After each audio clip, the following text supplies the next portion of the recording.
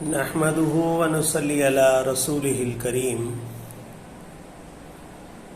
اما بعد فاعوذ بالله السميع العليم من الشيطان الرجيم بسم الله الرحمن الرحيم الحمد لله رب العالمين صدق اللہ العظیم۔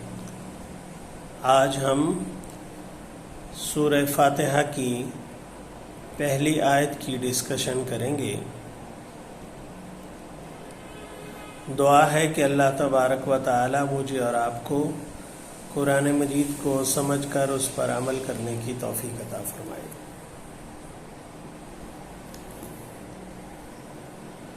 تمام قسم کی تعریفات اس اللہ ہی کے لیے ہیں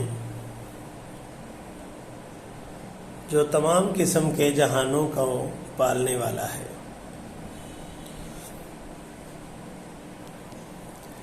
اس آیت مبارکہ کے 4 حصے ہیں۔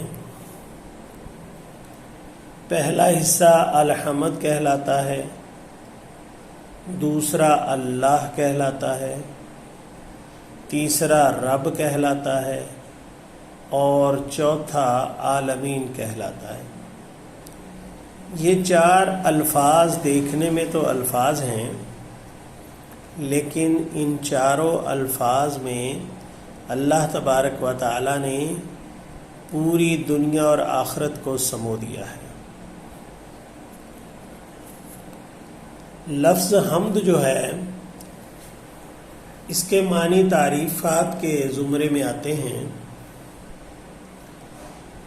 جتنے بھی خوبصورت تعریفات کے کلمات ہیں،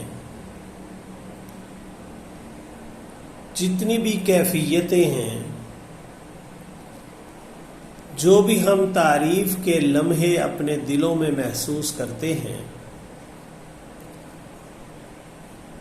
جس قسم کا بھی سرمایہ جو تعریف کے زمرے میں آتا ہے وہ صرف اور صرف اللہ کی بارگاہ کے لیے ہے، اور اس کی وسعت کا اندازہ صرف آپ اس بات سے لگا سکتے ہیں کہ اس تعریف کے اندر نہ کوئی شریک ہے اور اس تعریف کے اندر نہ کوئی برابری والا ہے، اور اس تعریف کے اندر ہر وہ خوبی موجود ہے جس خوبی کو کمال حیثیت کے ساتھ ہم اپنے رب ذوالجلال کی تعریف میں پیش کر سکتے ہیں۔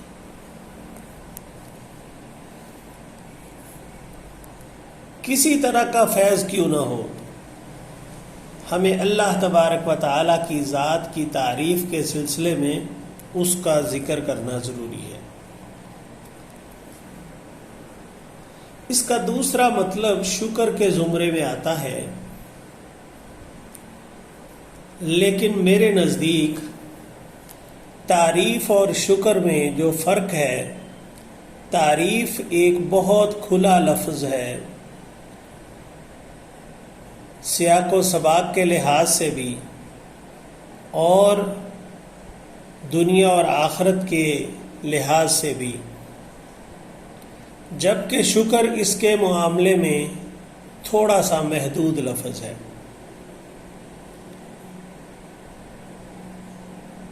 شکر کے لفظ میں ان تمام خوبیوں اور کمالات شامل نہیں ہیں جو اعتراف اور تعریف کے زمرے میں آتے ہیں۔ اس بات کو زیادہ گمبھیر نہیں بنانا چاہتا، بس مختصر سی اتنی سی بات ہے کہ جو بھی آپ کے پاس تعریف کے الفاظ ہیں اور جو آپ کے پاس بیسٹ وشز ہیں، وہ آپ اللہ تبارک و تعالی کی ذات کے لیے اس کی بارگاہ میں پیش کر دیں۔ جو بات آپ یہ سمجھتے ہیں کہ یہ بات میرے نزدیک سب سے محترم ہے، یہ تعریف میرے نزدیک سب سے زیادہ قابلیت رکھتی ہے، وہ آپ اللہ کی بارگاہ میں پیش کریں، کیونکہ اس کے قابل صرف اللہ تبارک و تعالی کی ذات ہے۔ اب اس کے دوسرے لفظ کی طرف بڑھتے ہیں جو اللہ ہے۔ اللہ کا لفظ ایک لامحدود لفظ ہے، ایک ایسا لفظ ہے جس کے اندر اللہ تبارک و تعالیٰ کی ساری صفات کو سمو دیا گیا ہے۔ یہ واحد و یکتا لفظ ہے، اس کا کوئی ہم اثر نہیں ہے، اس کا کوئی متوازی نہیں ہے، کوئی لفظ اس کی برابری نہیں کر سکتا۔ اور سب سے مزے کی بات یہ ہے کہ یہ صرف سنگل لفظ ہے، یہ جمع نہیں ہو سکتا۔ یہ اللہ کی تعریف کا ایک منفرد انداز ہے کہ اس لفظ کو ہم صرف اللہ تبارک و تعالیٰ کے لیے ہی یوز کر سکتے ہیں۔ اس کے مقابلے میں ایک دو مثالیں آپ کو بتاتا ہوں۔ خدا کا لفظ آتا ہے جو ہم اس کے مقابلے میں استعمال کرنے کی کوشش کرتے ہیں، جبکہ وہ لفظ بھی اس سے بہت چھوٹا ہے۔ انگلش میں ہم گاڈ کا لفظ استعمال کرتے ہیں، وہ بھی اس کے مقابلے میں بہت محدود ہے۔ یہ معبود یکتا کے کہلانے والا لفظ ہے، اور اللہ کا لفظ ایسا ہے کہ جس کی کوئی جمع نہیں ہے، یہ صرف واحد لفظ ہے۔ اس لیے اس لفظ کو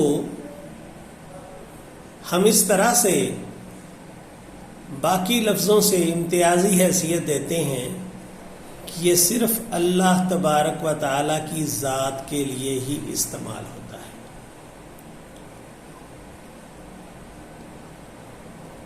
کسی اور ذات کے لیے اس کو استعمال نہیں کیا جا سکتا۔ مثلا عیسائی اپنے خداؤں کو خدا اور خداؤں کہہ سکتے ہیں، یعنی واحد اور جمع ہو سکتا ہے۔ ہندو بھگوان اور بھگوانوں کو کے لفظ کو استعمال کر سکتے ہیں۔ یہ دو چیزیں ہی ہمیں سمجھنے کے لیے کافی ہیں کہ اللہ کو ہم اللہ نہیں کہہ سکتے، صرف اللہ کی ذات ہی کہہ سکتے ہیں۔ اس لیے فرمایا قل هو اللہ احد۔ یہ ایک بہت بڑی بات ہے جو اللہ تبارک و تعالیٰ نے اپنی ذات کے لیے استعمال کی اور ہمیں تلقین کی۔ میں یہ سمجھتا ہوں کہ جب ہم بارگاہ الہی میں کوئی درخواست کریں، کچھ بھی پیش کرنا چاہیں، تو ہمیں چاہیے کہ لفظ اللہ کا استعمال کریں۔ اس سے میرے نزدیک اللہ تبارک و تعالیٰ بہت خوش ہوں گے اور ہماری دعاؤں کو توجہ کے ساتھ سنیں گے۔ اس آیت کے تیسرے حصے کی طرف آتے ہیں جس کو رب کے ساتھ پکارا گیا۔ اس آیت کا تیسرا حصہ رب ہے۔ رب کا مطلب ہوتا ہے پروردگار، پالنے والا۔ یہاں پر بھی ہم دیکھ سکتے ہیں کہ پروردگار ہم کسی مربی کو بھی کہہ سکتے ہیں جو ہمیں تعلیم دے رہا ہے، ہم کسی کھانا کھلانے والے کو بھی کہہ سکتے ہیں جو ہمیں کھلا رہا ہے، رب الطعام۔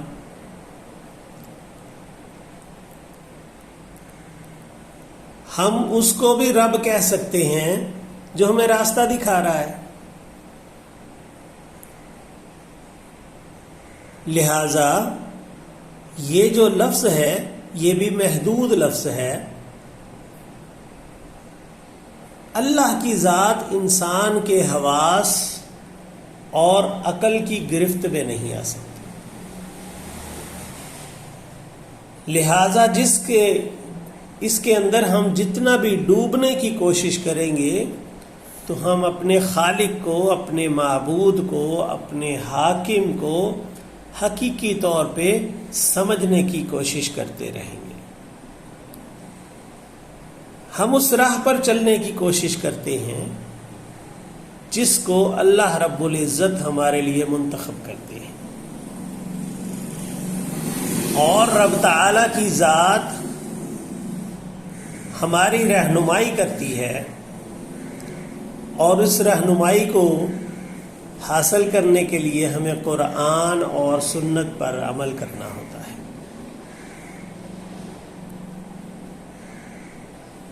چوتھا لفظ جو اس آیت میں ہمارے سامنے ہے وہ العالمین ہے۔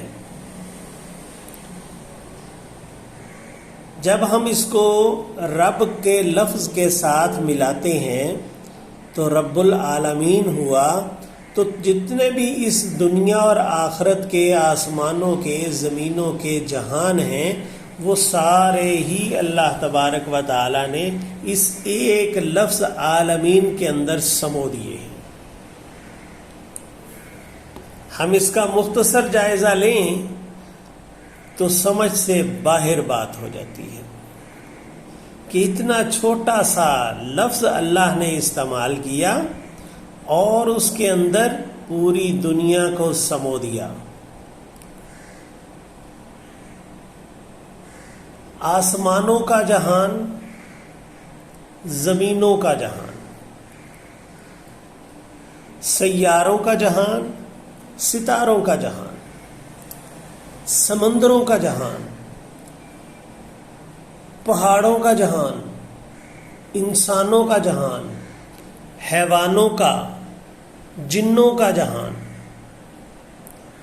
غرض یہ کہ آپ کی دماغ میں جس قسم کا بھی کوئی جہان آتا ہے یا کوئی زندگی کا کوئی رخ آپ کے سامنے آتا ہے تو آپ بلا شک و شبہ اس کو اس لفظ کے اندر سمو سکتے ہیں۔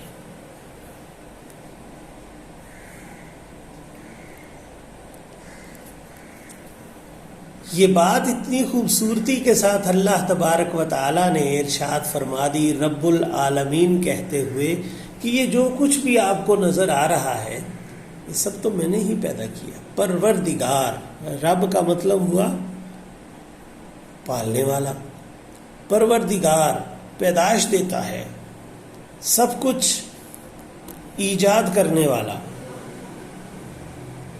اگر ہم واقعی اپنے پروردگار کو رب العالمین سمجھتے ہیں تو یقین جان لیں کہ ہمیں اپنی اصلاح کی ضرورت ہے۔ ہمیں اپنے ایک رب سے وہ تعلق پیدا کرنا چاہیے جو صرف بندے اور آقا کے درمیان ہوتا ہے۔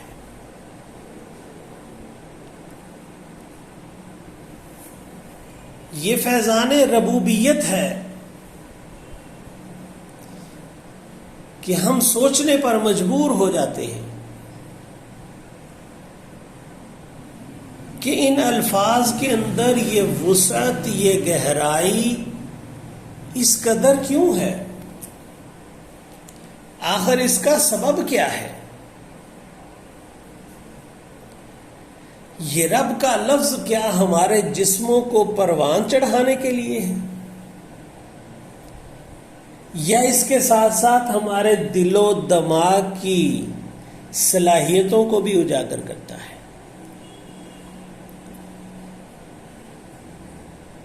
یہ اللہ تبارک و تعالی کی ذات کی طرف سے تحفہ ہے جو ہمارے اندر احساسات کی گہرائی کو بھی پیدا کرتا ہے، جو ہمارے اندر شائستگی اور پاکیزگی کو بھی پیدا کرتا ہے، جو ہمارے ماحول کو ہمارے لیے سازگار اور ہماری ضرورتوں کو، ہماری نعمتوں کو ہمارے لیے اجاگر کرتا ہے۔ امید کرتا ہوں کہ ان چاروں الفاظوں کی سمجھ آپ کو آ گئی ہوگی۔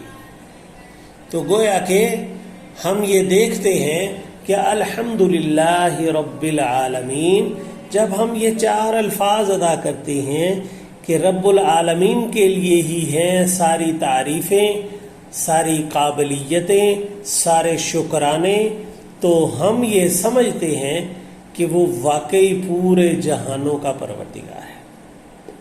تو دعا ہے کہ اللہ تبارک و تعالی مجھے اور آپ کو اس کو صحیح معنوں میں سمجھ کر اس پر عمل کرنے کی توفیق عطا فرمائے۔ آمین یا رب العالمین۔ وآخر دعوانا ان الحمد للہ رب العالمین۔